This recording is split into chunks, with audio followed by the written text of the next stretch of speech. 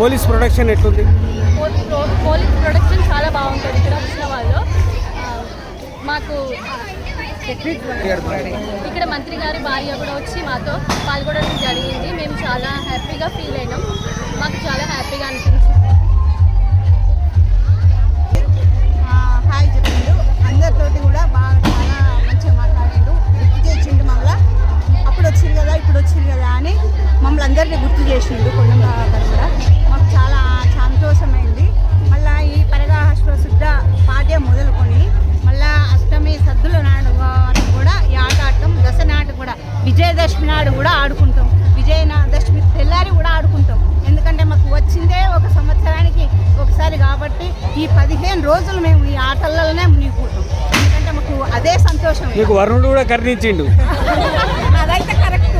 వచ్చిందంటే అది ఆగిందంటే అది మా అదృష్టమే. ఇక లేకపోతే వానశిల్పులు అడే అంటే ఎటో అటు వెళ్ళిపోతుంది. ఎంగిల్పూడి బతుకమ్మ శుభాకాంక్షలు.